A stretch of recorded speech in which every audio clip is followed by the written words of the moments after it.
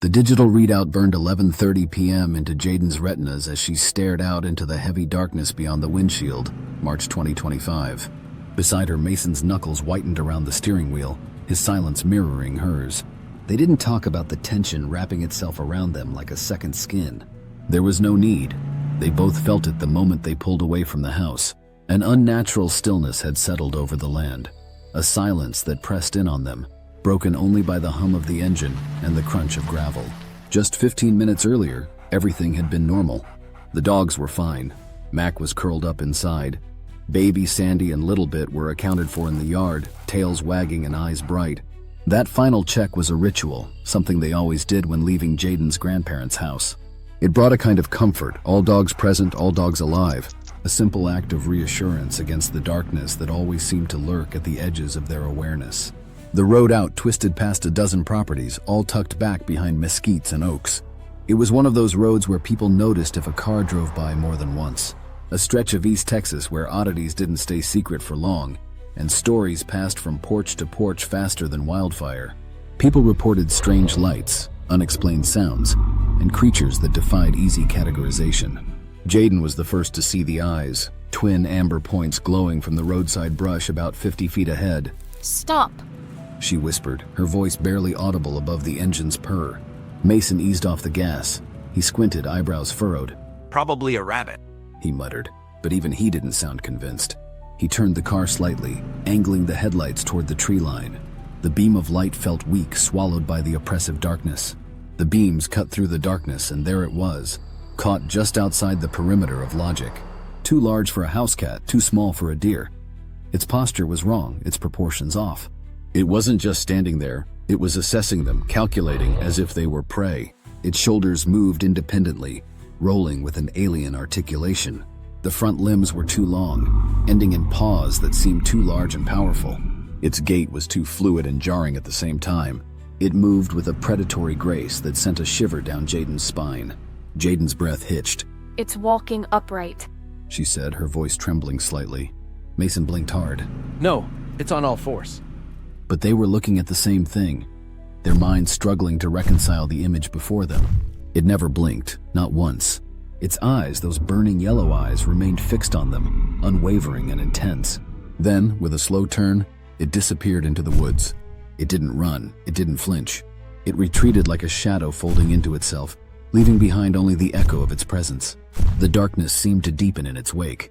They didn't speak for the rest of the 25-minute drive to Jaden's grandparents' place. Jaden stared at her reflection in the window, heart pounding, while Mason kept glancing in the rearview mirror, as if expecting to see those eyes again, burning in the darkness. The silence in the car was heavy, thick with unspoken fear and a growing sense of dread. Jaden had left a bag of clothes behind earlier that day. That was the whole reason for the late-night drive. When they reached the long gravel driveway, Jaden frowned. "Did we close the gate?" she asked, her voice barely a whisper. Mason shook his head. "No, I left it open. I'm sure of it."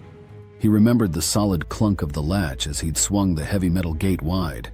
But now it stood closed, latched, not swung shut by wind, secured. The heavy metal latch was firmly in place, the chain taut. Jaden's grandparents were both in poor health and couldn't manage that heavy metal gate on their own, especially not at night. They had been asleep when Jaden called to say they were stopping by. The nearest neighbor was miles away. "No one else would have come out here," Mason said quietly. That truth settled into their bones like ice, a cold certainty that defied logic. The gate wasn't just closed, it was deliberately secured. Later that night, long after they returned home, the scratching began. Soft, rhythmic. Not at the doors, but along the walls, as if something were tracing the perimeter. Not clawing, not attacking, but testing and probing. The scratching was methodical and patient, as if the creature was mapping their home, learning its weaknesses. Neither slept. Every creak of the house, every rustle of leaves outside, sounded like the approach of something monstrous. By morning, the sounds had stopped. Mason did a full sweep of the property. Nothing was out of place, no prints in the dirt, no damage to the siding, no fur caught in the fence. It was as if nothing had happened, but something had. The silence of the morning felt heavy, pregnant with unspoken menace.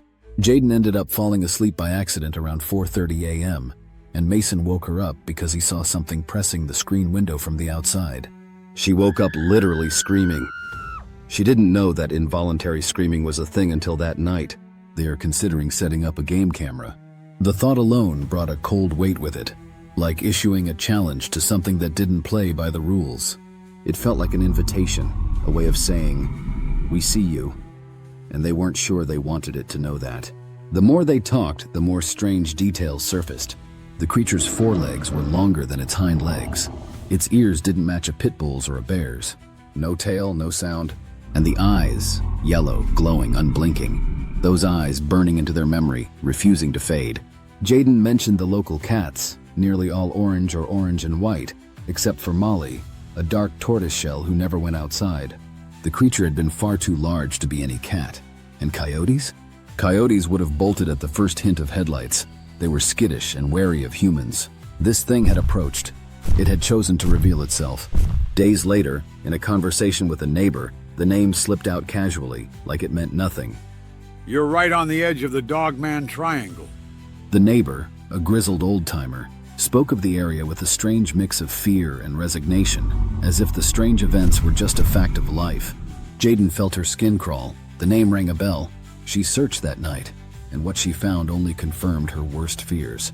The internet coughed up a litany of tales, each more terrifying than the last, corroborating the neighbor's casual remark. The Texas Dogman Triangle is a known hotspot, stretching across east and central Texas, including areas like the Piney Woods, the Sam Houston National Forest, and the Brazos River Valley. A place riddled with sightings of something that shouldn't exist. A place where the veil between worlds seemed thin. For instance, in 2012, a driver near the Sam Houston National Forest claimed to have seen a tall, wolf-like creature cross the road on two legs, pausing just long enough to turn its yellow eyes toward the car before vanishing into the trees. The driver reported a crushing sense of dread, as if the creature was aware of him, analyzing him. In 2018, a deer hunter in Jefferson County spotted something moving through the woods from his tree stand. It wasn't a bear. It had a canine head but a disturbingly human posture. It stalked a group of deer with unsettling precision before vanishing into the underbrush. The hunter, a seasoned outdoorsman, was left shaken and unable to explain what he'd seen.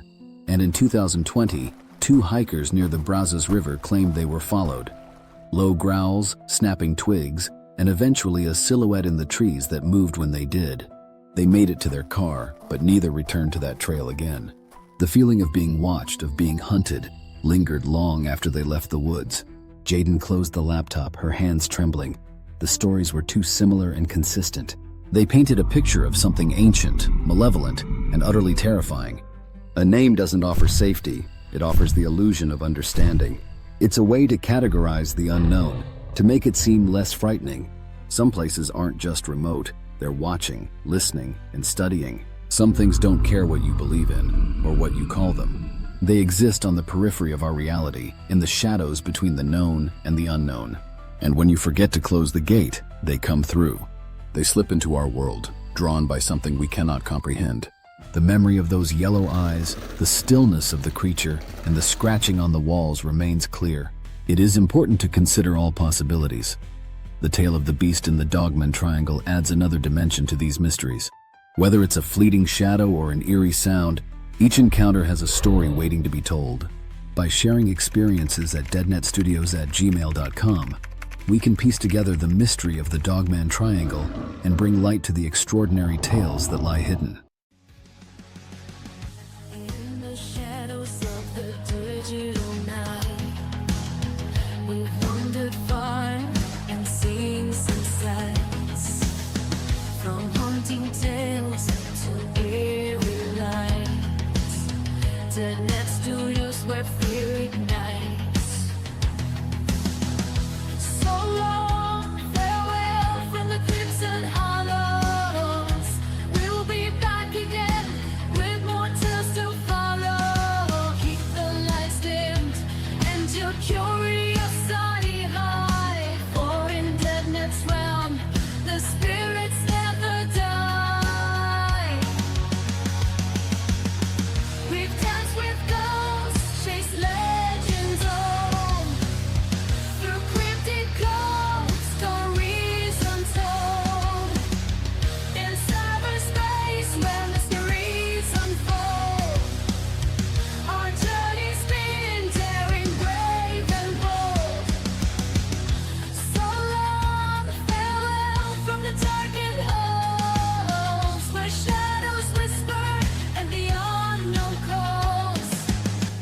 Keep your eyes wide and your mind astir, for the mysteries of Deadnet are a haunting blur.